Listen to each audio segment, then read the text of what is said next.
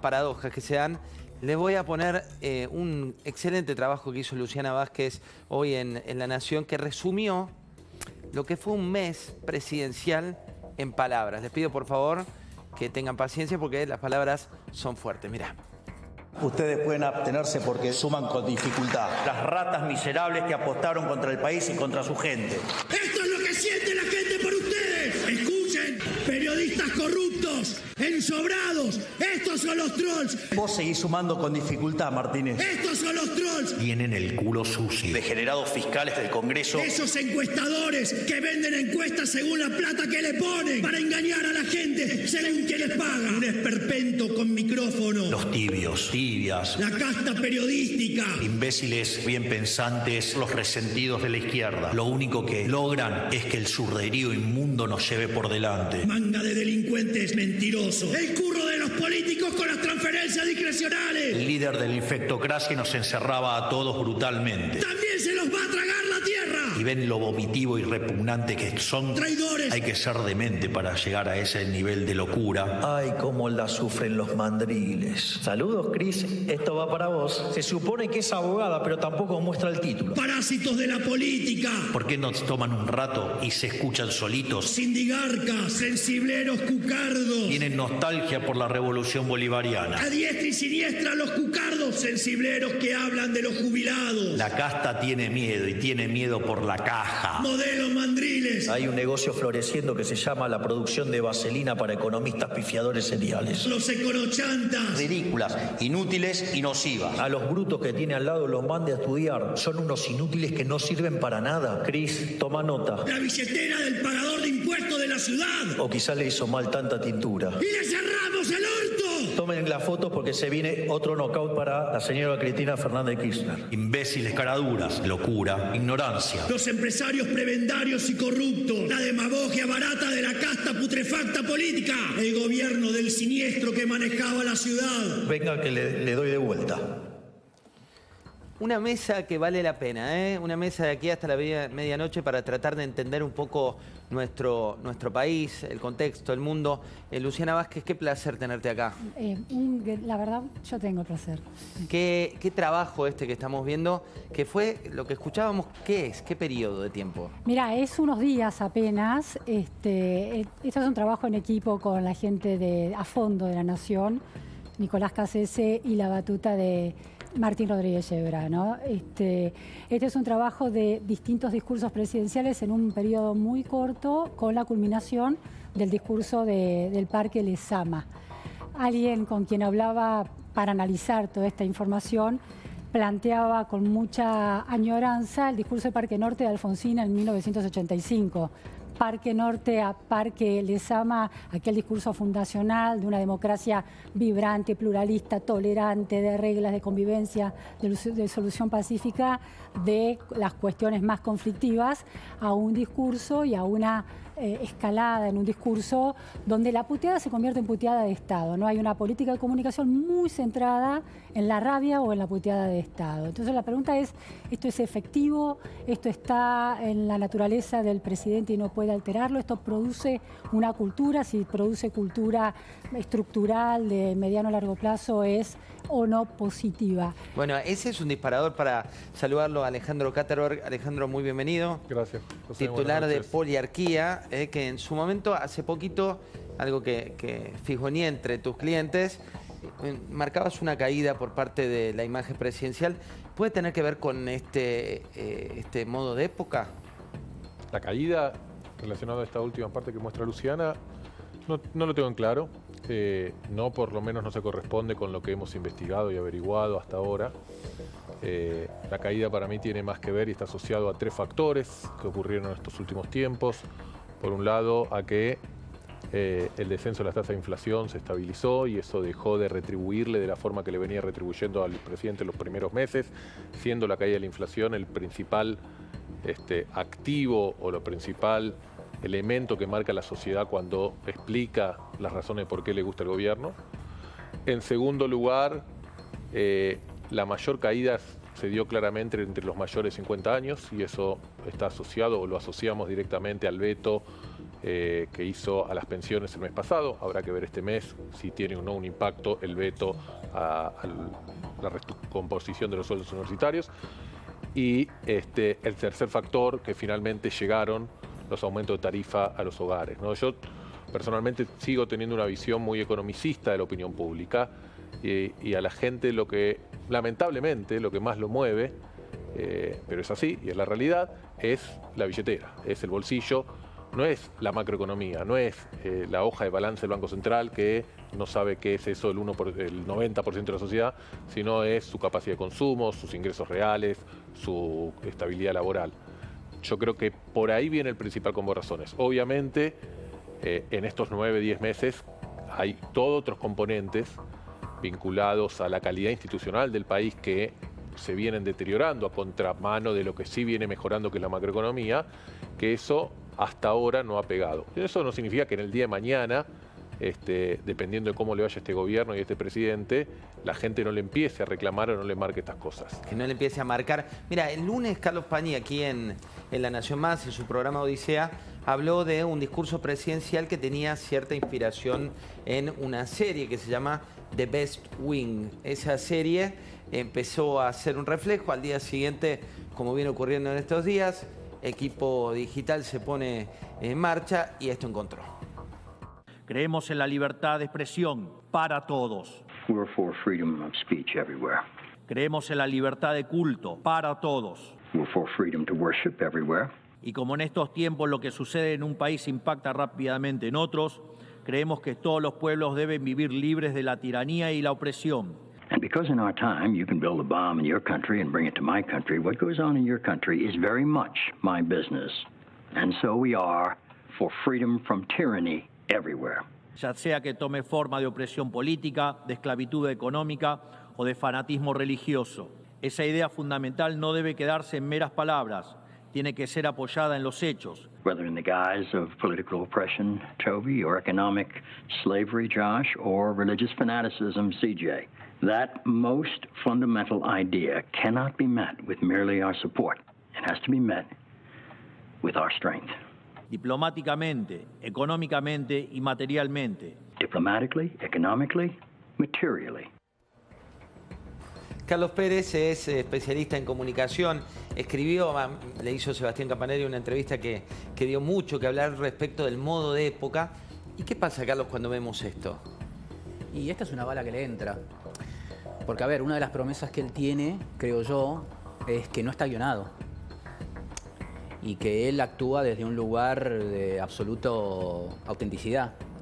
Y que esté guionado es un problema.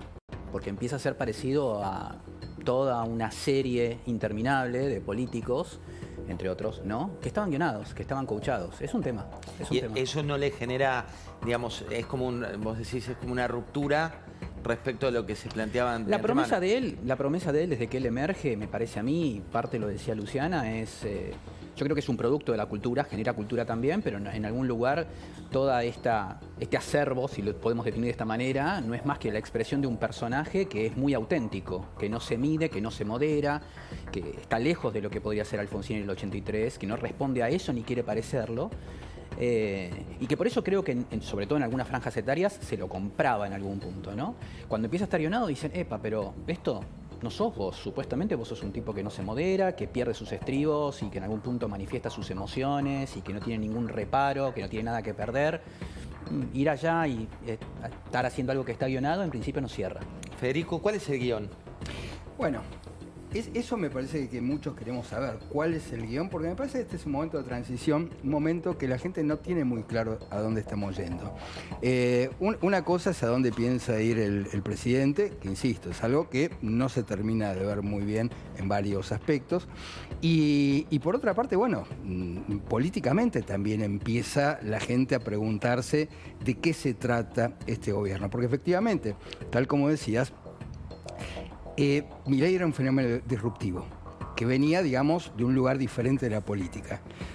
Pero ahora, a ver, venimos de 20 años, yo leí temprano la nota de Luciana, que me pareció brillante, acertadísima, pero me parece que eso también marca, por una parte, una tradición política que tiene que ver con cierta tradición peronista, con esos discursos que los demás años recordamos del general Perón hablando, amenazando, insultando.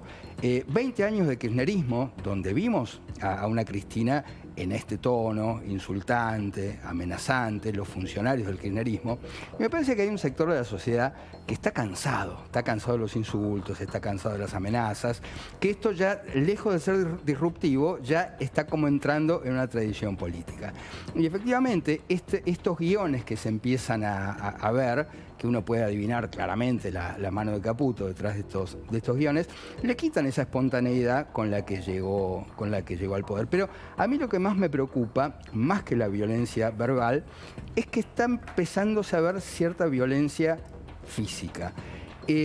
Estos grupos que inundan las redes sociales con amenazas, con insultos, que consiguen en muchos casos silenciar a comunicadores o a gente, digamos, que evita, digamos, exponerse en las redes, sobre todo para no ser fusilado en Twitter, por ejemplo.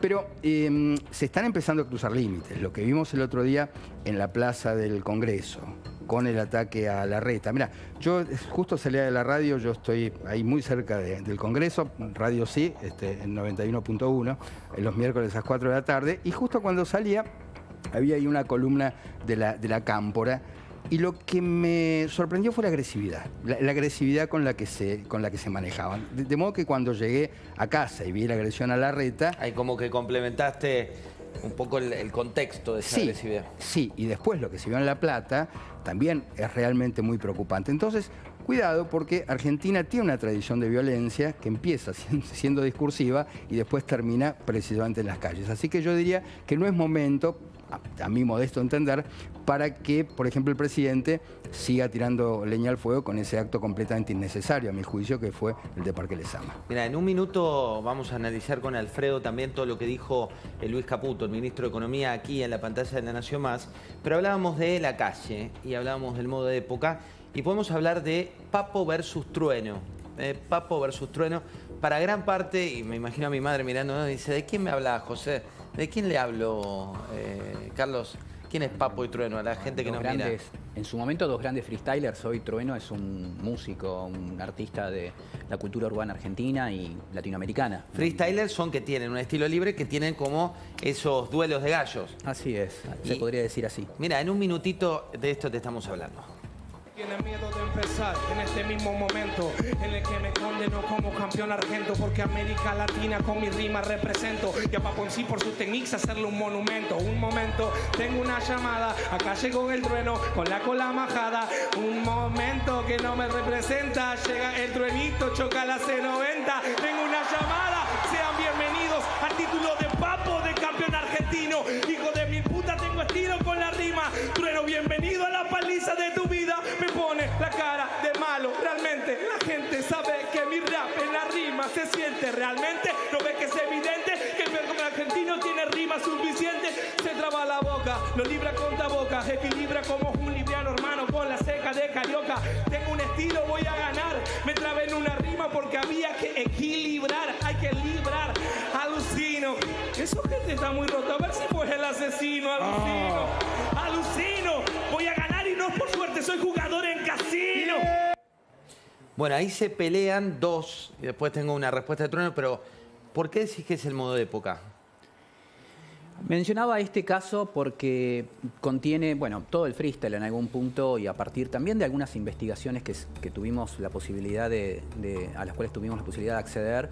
Hay como una frecuencia, sobre todo en los más jóvenes, que asocian este modo de época y particularmente nuestro presidente con la forma retórica, y que creo que también Luciana trabajaba y señalaba muy bien en su artículo periodístico.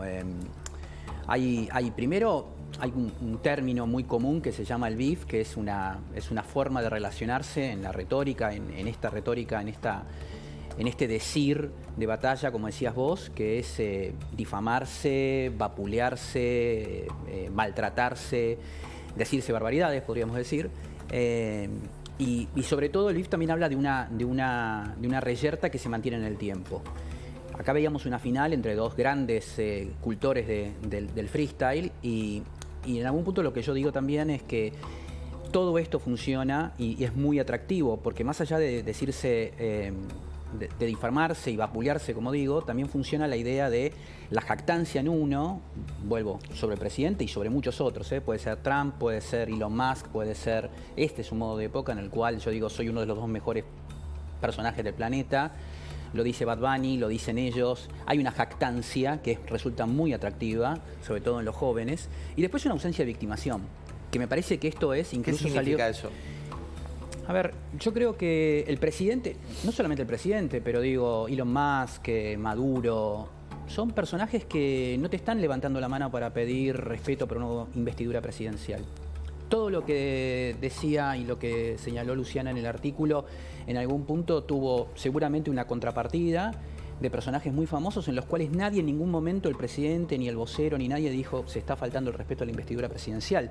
Es como una regla de juego. Una horizontalidad. Luciana, ¿querías decir algo? Sí, hay una desregulación total de los modos de hacer política. La verba salvaje de Milei es altamente efectiva políticamente contra una política de buenos modales que perdió efectividad. Eso es un hecho. Entonces, hay una pregunta detrás de eso, que es ¿qué es un argentino hoy?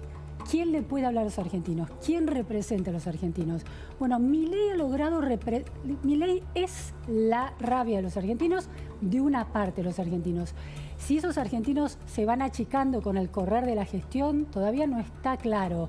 O si Milei, sobregirando la puteada de Estado y la rabia de Estado, la puteada como política de Estado, logra sostener esa sintonía fina con una ciudadanía que nadie logra interpretar, cuando le cuesta el Congreso, cuando no tiene estructura política necesaria. Es decir, hay algo de... está tendiendo un puente con una masa de ciudadanos que no sabemos bien quiénes son, ¿no? La marcha universitaria estuvo ahí muy potente, estuvo en marzo muy potente, pero es una marcha de las clases medias. La pobreza en Argentina llega al 52% y los pobres que están en la universidad hoy de 20, 26 años son apenas el 13% de esas edades. Entonces, Milei está hablándole a una ciudadanía mucho más en formación y quizás lo que parece completamente disruptivo para generaciones como las nuestras o para las clases medias alejadas de esa sociabilidad, para esas generaciones de jóvenes desclasados, donde Milei sigue presentando un sueño de individual, de realización y un lenguaje, que es el de las redes sociales. Yo me acuerdo en 2021 que sale una encuesta de Johns Hopkins, la universidad, del Departamento de Estudios Aplicados, que dice que Milei es el influencer global más, que rankea primero como influencer global. El segundo era el chileno Axel Kaiser, también otro libertario. Entonces hay algo de esa sociabilidad de época que Milei capta, y la sociabilidad de época de las redes es completamente salvaje, completamente, se ha perdido cualquier asimetría de poder. Yo hablaba con Hernán Iglesias, el editor de Seúl, y planteaba una cosa muy interesante. Antes un cualquiera puteaba a un poderoso que tuiteaba, un CEO, un político, pero el poderoso no le contestaba. Elon Musk hoy putea a cualquiera que aparece en las redes, Marcos Galperín se cruza como si estuviera en el barro, sin ningún inconveniente. Entonces, ha cambiado, está completamente trastocada esa lógica de comunicación social, y Milei es una emergente, le da forma a eso también, y en eso es muy inimitable. Entonces me parece que hay lo que parece puteada de Estado para muchas generaciones de argentinos y una clase política muy acostumbrada. Me acuerdo de la presencia de Massa en la marcha el otro día, que decía algo así: estamos aquí para defender el sueño de los jóvenes que quieren llegar a la universidad. Era como un aforismo bastante poco creíble, ¿no? Pronunciado por Massa. Entonces, me parece que Milei en la puteada sobregira la autenticidad y encuentra una manera de anclar su poder. Es una señal a la política para decirle: mi vocación de poder es inclaudicable. Y a la gente para decirle: yo soy de ustedes. Yo represento mucho más que represento. Yo soy ustedes. Me parece que hay algo con muchas más capas que simplemente putea y rompe la investidura presidencial e invade el sillón de Rivadavia con malas costumbres. Me parece que hay algo ahí que todavía no sabemos bien cómo funciona, pero que algunas pistas hay. Hay un punto para Alejandro, y compartamos la placa de Hernán Lacunza, ¿no? Con esta frase que dijo en La Nación de hoy, que tiene que ver con si los lunes aumentamos las jubilaciones, los martes las universidades, los miércoles los pilotos, el jueves subió la deuda y el viernes la inflación. Y vuelvo a tu teoría economicista, Ale, y vuelvo complementando un poco lo que decía Luciana recién. ¿Quién es el votante de Milei? ¿Quién es el devoto hoy del plan? A ver, déjeme recapitular y darles mi opinión, José. Yo no veo la sorpresa en lo que estamos debatiendo. Y no veo la novedad en lo que estamos debatiendo. ¿Por qué? Porque la figura de Javier Milei llegó al poder de esta forma. Si imaginábamos que iba a cambiar después de llegar al poder, por lo menos yo no lo imaginaba. Que lo ha profundizado posiblemente. Que hay elementos que lo explican, está claro. Algunos dijimos acá, está en la naturaleza del personaje, sin una propensión natural a expresarse, a comunicarse, a hacer de esta forma, no se puede fingir, se puede exagerar lo que hay, no se puede fingir lo que no es. Hay una comunicación política en la actualidad que va por esta línea. Hay un contexto y una política internacional y cambios en la sociedad a nivel internacional vinculados con la forma de comunicaciones, las formas de información, las redes sociales, etcétera, etcétera. Hay un uso estratégico de Santiago Caputo de esto, y está claro. Y hay una debilidad del gobierno, desde su génesis, que sobreactúan de esta forma para tratar de disimularla. Pero no creo que esto sea lo determinante en ganar o perder votantes, o ganar o perder apoyo popular. No lo ha sido para llegar al poder, no lo ha sido para aglutinar esa bronca, ese cansancio, esa insatisfacción que la mayoría de la sociedad tenía con un sistema político que venía fracasando en las últimas 2 décadas y con una economía que estaba estancada, con un PBI per cápita 15% abajo al momento que Milei subió, y además con un sistema político que no paraba de mandarse macanas. Y esa sociedad encontró en Milei una forma de canalizar esa insatisfacción y esa bronca con el sistema político. Y un sistema político además que se encargó de profundizarlo con todos los errores que cometieron para dejarle la cancha liberada a Milei. Entonces, a partir de ahí, yo me plantearía qué otras cosas ha hecho bien o mal Milei, o en qué ha cambiado Milei desde que prometió o llegó al poder y ahora. Entonces, acá yo no veo el principal cambio. Si querés, veo el principal cambio en, llámelo pragmatismo, que es una forma, si querés, positiva de decirlo, en decir, voy a dolarizar, no, la dolarización no es lo importante. Voy a cerrar el Banco Central, bueno, cerrar el Banco Central no es lo relevante. China es el diablo, bueno, en realidad los chinos no son tan malos. Hay toda una verborragia liberal, libertaria, que en la práctica, voy a sacar el cepo, voy a sacar todas las regulaciones, no, el cepo lo vamos a esperar y lo vamos a aguantar. Hay un ejercicio del pragmatismo que empieza, si querés, a contrapesar entre las promesas económicas que el propio gobierno ponía. Y como decía Carlos, también hay primeras señales de pérdida de espontaneidad que se puede dar. Y sobre todo, no solo en el estar guionado, si es que está guionado o no, sino en que es imposible gobernar sin ser casta.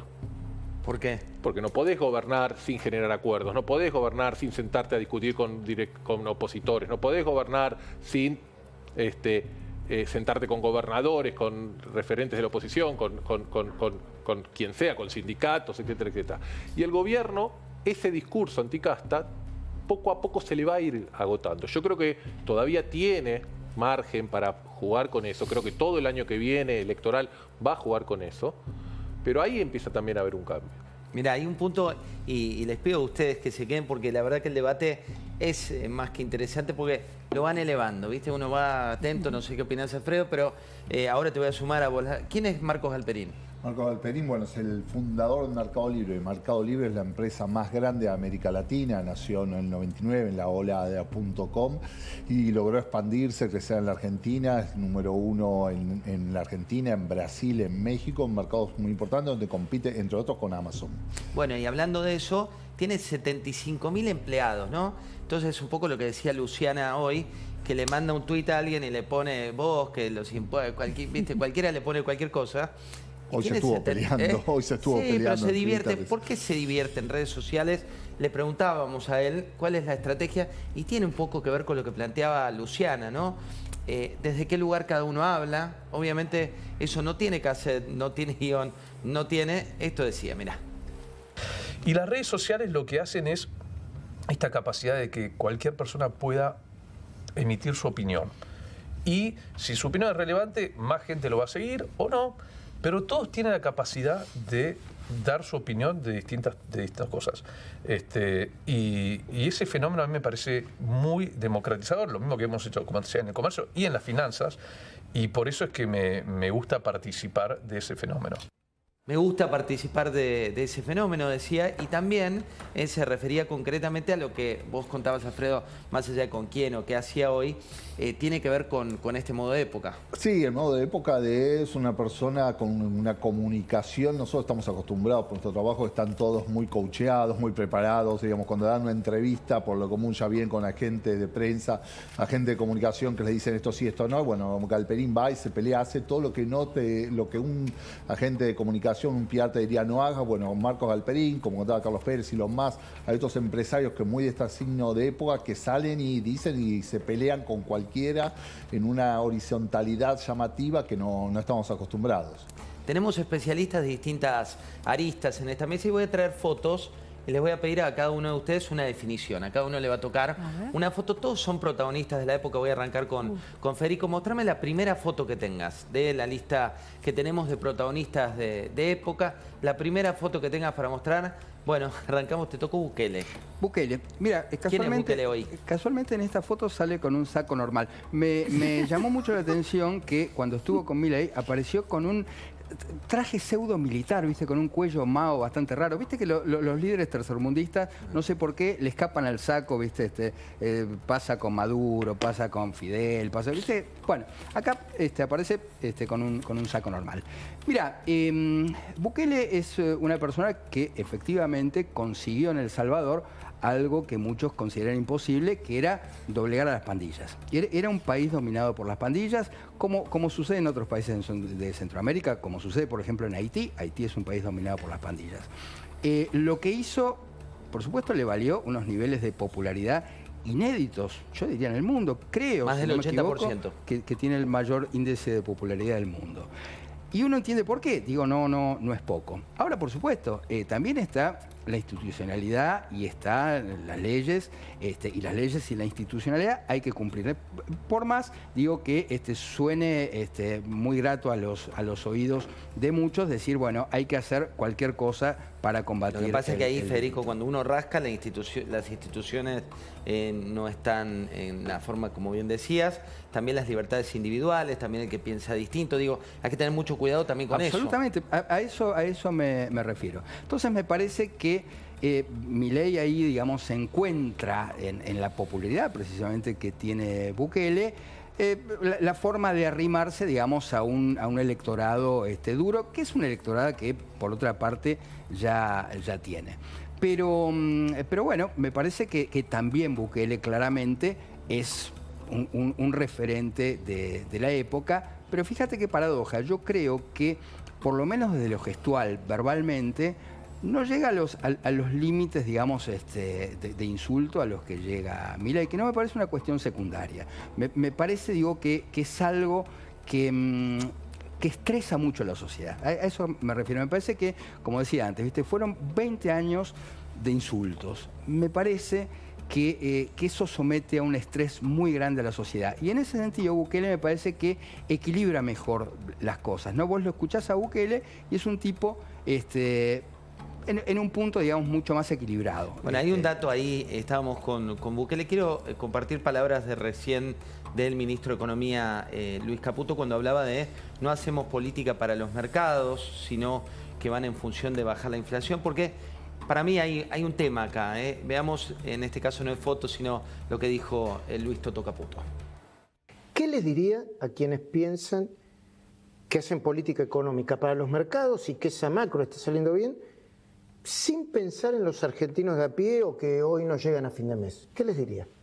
No, diría que es exactamente al revés. Nosotros no estamos haciendo política para los mercados. Si te fijas, toda nuestra política va en función de bajar la inflación, que al que más afecta es a los que menos tienen. Acá está el otro protagonista, ¿no? Caputo y la economía. ¿Qué querías opinar, Luciana? No, era una pregunta. Del diccionario ahora voy. ¿qué significa la economía? Vos decías, tengo una mirada más economicista que coincido bastante contigo respecto de esa mirada, que si la economía avanza, la ola se lleva puesto, que no está bueno que suceda, ¿no? Pero se lleva puestas varias instituciones. No digo que se lleva puestas varias instituciones. Eso dependerá de los equilibrios de poder, dependerá de la fuerza de la sociedad civil, dependerá de la estructura o no de los partidos políticos. Lo que está claro es que en materia de opinión pública, la situación económica de las familias tiene un peso mucho más fuerte que temas de calidad institucional. O sea, me hubiese gustado que la sociedad rechazara masivamente algunos de los nombramientos que el presidente hizo a la Corte Suprema. No ocurrió. Hay algunos nervios de la sociedad que sí son muy sensibles, que generan rechazo. Lo vimos en abril con la educación, lo vimos esta semana con la educación, lo vimos hace unos años atrás con el 2x1 durante la presidencia de Mauricio Macri, que la Corte Suprema había fallado. Pero en términos generales, salvo situaciones muy excepcionales, situaciones de guerra, etcétera, etcétera, la opinión pública se va moviendo y el amperímetro de apoyo y rechazo a un gobierno se va moviendo por la materia económica. Y ahí es el dilema donde el gobierno está atrapado. Después, insisto, hay un montón de temas interesantes para empezar a ver hacia adelante. La debilidad institucional en la que Argentina está cayendo, la debilidad que tampoco es exclusividad de la Argentina, lo hemos hablado varias veces con Luciana, los partidos políticos están desapareciendo, no logran condensar, representar, equilibrar poder, entonces todo pasa a ser más show business, cualquier figura empieza a pasar. Empezamos a ver dirigentes en Argentina con una mentalidad muy local que ver el modelo Milei y lo empiezan a copiar, entonces piensan que ahora la forma de hacer política es ir todo lo que se pueda a los programas de televisión, y no les va. Insultar, gritar, y no les va. Entonces, es más complejo que eso, pero sin duda el futuro del gobierno de Milei, sobre todo un gobierno tan débil y que depende de la opinión pública, se juega en la economía. Y la economía está en un punto mejor que cuando empezó Milei, pero todavía con materias muy grandes por responder que tienen que ocurrir, o vamos a tener mucha información en materia económica de acá hasta marzo, abril del año que viene, cuando se largue la carrera electoral. También ahí sí es cierto que en materia económica es donde tal vez la herencia era la peor de todas, ¿no? Digo, cuando uno mira, y ahí para ver lo que se ha hecho en 10 meses, y esto es opinión, se ha hecho mucho. Veamos la nube de palabras que tiene Luciana Vázquez. Por favor, Luciana, contame alguna de estas nubes de palabras que les vamos a mostrar. Allí la estamos viendo. El glosario de Milei. Ensobrado. ¿Qué es para el presidente un ensobrado? Bueno, suele referirse muy directamente a los periodistas ensobrados, ¿no? Es un sujeto político para atacar el periodismo. Ciertos periodistas le atribuye una relación espuria con la información y con el dinero, ¿no? Un mercado negro de información que recibe pautas, recibe sobres, etcétera, etcétera. Hay el periodismo, como en el kirchnerismo, se ha convertido en un adversario elegido por el presidente, produce mucha indignación, rompe con una idea del periodismo como cuarto poder, aportando a la democracia claramente. Creo que daña en algunas cuestiones, también produce algo de oxigenación de ciertos debates en torno a un funcionamiento corporativo por momentos del periodismo, ¿no? Bueno, vos decís que ¿hay agua en esa pileta? ¿Puede encontrar agua en esa pileta ¿En qué sentido? El presidente, digo, de... Si hiciera una denuncia y... Sí, para vos, ¿cuál tiene que ser la postura respecto de esto? Yo creo que, a ver, que si un presidente, en mi modelo de presidente estadista, si un presidente hace una afirmación de esa gravedad, no puede ser un colectivo el denunciado, debería en tal caso plantear ante la justicia una denuncia concreta. Me parece que la estigmatización de grupos de trabajadores o de profesiones a partir de una palabra peyorativa es delicado, pero también creo que hay funcionamientos corporativos que tienen que ser revisados, sin duda. Esperpento, vemos por ahí, ratas, mandril, que es otra frase sí, nueva. Mandril, ¿no? La figura, la animalización del otro, el trasero colorado del mandril, con estas referencias anales que los libertarios son muy dados a hacer. Bueno, ahí hay todo un imaginario sintetizado, la idea de que el otro es domado, el otro es sodomizado, el otro es sometido. Es parte de un vocabulario libertario muy jocoso para quien lo lo comparte de manera cohesionada, ¿no? Oponiéndose a otros. Eso está muy presente en las redes y en el lenguaje de los libertarios. Carlos, ¿y el elijo creer? Que se usó en gobiernos anteriores y ahora mucho empresario, mucho especialista te dice, mira, no me cierra esto, no me cierro esto, no me cierro esto, pero elijo creer. ¿Qué significa eso como frase de época? Y sí, es toda una frase que ya viene hace rato, ¿no? Hay un parlamentario americano que se llama David Monahan, que es muy citado, que decía, vos podés tener derecho a tener opinión sobre tus propios hechos, lo que no podés tener es tener tus propios hechos, ¿no? Y ahí surgió toda esta idea, justamente con el trumpismo, de están los hechos y están los hechos alternativos, ¿no? El elijo creer es esto, elijo creer más allá de cualquier cosa, incluso aunque la realidad me diga todo lo contrario, ¿sí? Es peligroso esto, porque me baso en un sentir, una subjetividad. No una devoción, de devoto. Sí, claro, más allá de lo que yo quiera. Después, obviamente, creo que ahí se dijo, ¿no? La realidad se termina imponiendo, aunque yo no quiera, ¿no? Digo, si pasamos 3 años sin que haya reactivación económica, probablemente no haya ningún tipo de narrativa, por más frecuencia y por más que conecte con la gente, ¿no? Porque la gente probablemente... Mira, Houellebecq, que es un gran escritor francés, decía, todos los políticos cuando son elegidos pasan por 2 estados. Y a mí me parece que esto es, hay un estado de gracia que cada vez se achica más y después todos pasan a lo que se denomina un estado de indulgencia. Entonces, todos cuando gobiernan están en un estado de indulgencia. Ese estado de indulgencia lo tenés que ir manejando. ¿Qué significa? Y te voy perdonando cosas. ¿Cuánto lo puedo manejar? ¿Cuánto lo podré manejar? Bueno, creo que nuestro presidente está en esto. La gran mayoría de los presidentes están en esto. Bukele probablemente no. Pero Bukele en algún punto, y vuelvo sobre esto, ahí hay una sociedad que decidió hacer en lo que en la jerga se dice un trade-off. Yo dejo todo de lado solamente porque se sacó de encima algo que nos estaba destruyendo. Y eso era algo que la sociedad decidió que era definitivamente un tormento y un calvario. Probablemente acá haya también una promesa de ese tipo en el sentido de decir, creo que vos lo estabas diciendo antes, Milei quizás tenga una promesa a la Bukele de decir, si yo domo la inflación, y que es nuestro gran mal, exactamente, y la seguridad, bueno, lo que pasa es que nos estamos dando cuenta que el argentino es un poquito más complicado que eso, es mucho más complejo, porque a los 9 meses de esto ya no tiene como prioridad la inflación, ya está teniendo como prioridad otra cosa.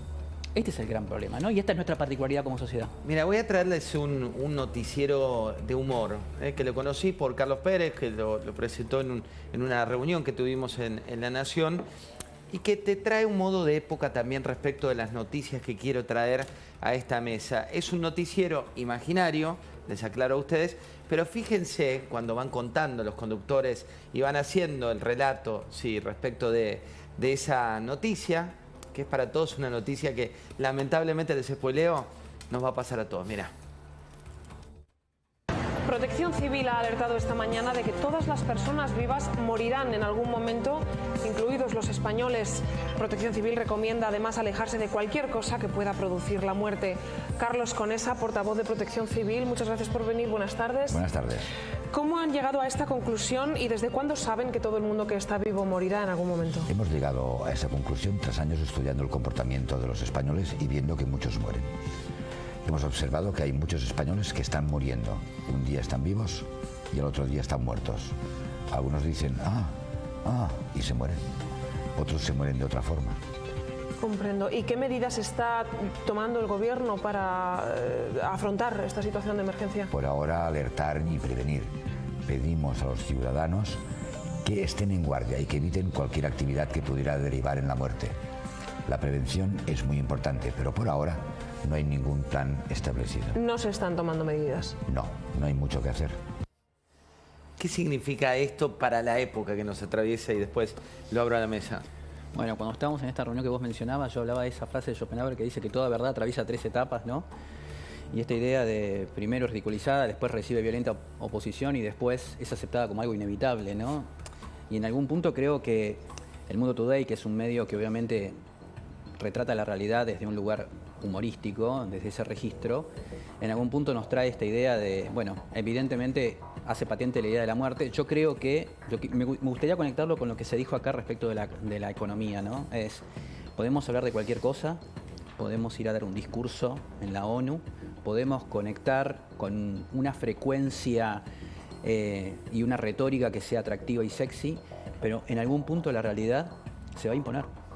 Se va a imponer. La realidad siempre se impone. Esto dijo también Caputo respecto de las universidades, y lo traigo también para ver cuáles son las batallas